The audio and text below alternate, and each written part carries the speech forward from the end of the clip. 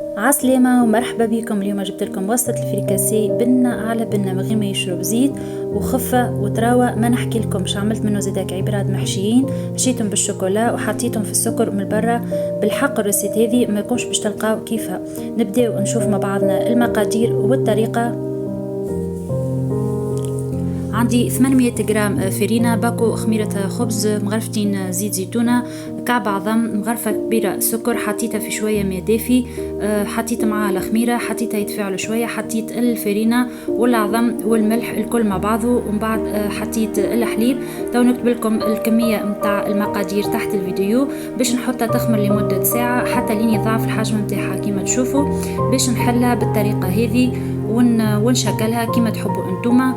دونك هذيك الخشن نتاعها ونحطها تخمر مرة أخرى كيما تراو، ونغطيها بمنديلة ونخليها أكوتي تخمر على روحها.